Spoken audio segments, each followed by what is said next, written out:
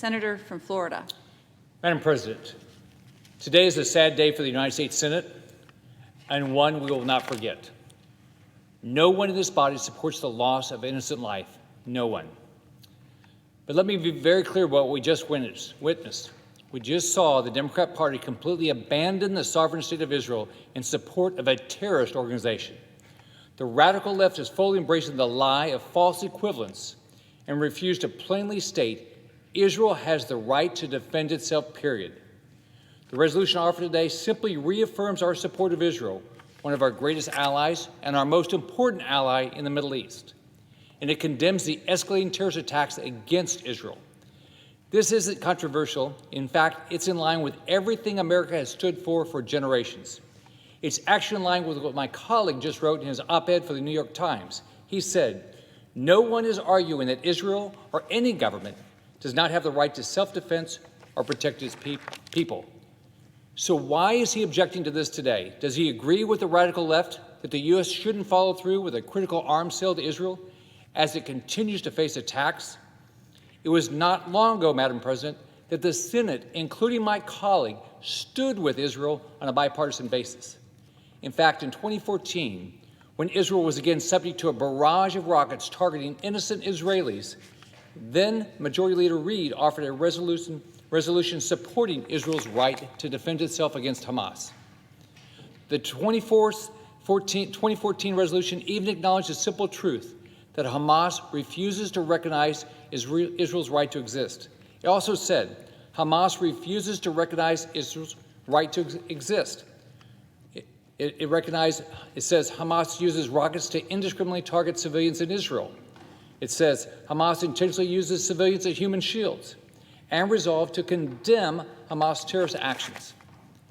The Senate, including my colleague, unanimously supported then Majority Leader Reid's resolution supporting Israel's right to defend itself against Hamas, and never said at that time that the resolution would embolden Hamas. Yet today something has changed for my colleague. We are seeing a growing and dangerous anti-Israel agenda permeate the halls of Congress. Israel is a country surrounded by nations and terrorist groups that want it wiped off the face of the earth. And as rockets rain down in Israel, my colleague refuses to stand with our ally. I'll say it again, today is a sad day for the United States Senate and one we will not forget. I will never accept a weakened position on Israel, never. And I will never stop fighting to support Israel and ensure the Biden administration upholds the long-standing and special partnership between the United States and Israel. I yield the floor. Madam President, I ask unanimous consent the Senate proceed to the immediate consideration of S-Res 225, submitted earlier today. Further, that the resolution be agreed to, the preamble be agreed to, and that the motions to reconsider be considered, made, and laid upon the table with no intervening action or debate. Is there objection? Madam President. Senator from Florida. Reserving the right to object.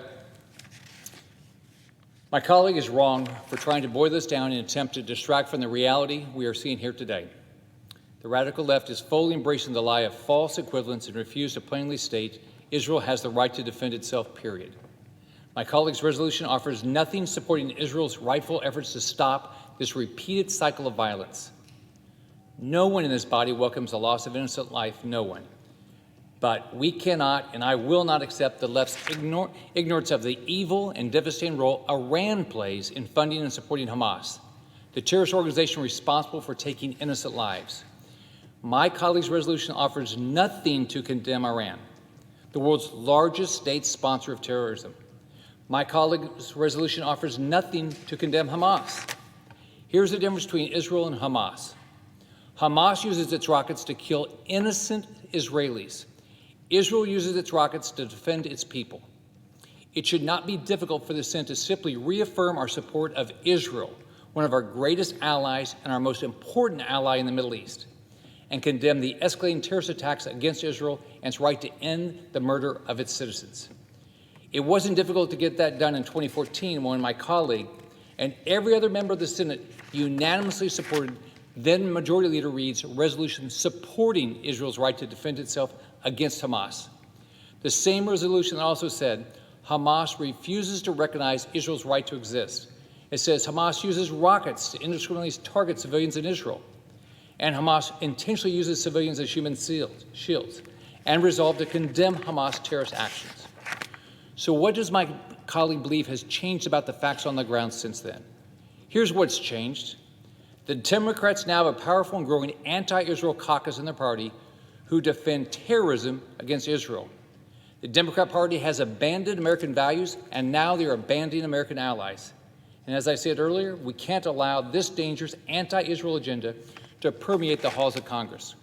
We can't allow a blatant blind eye to be turned to Israel.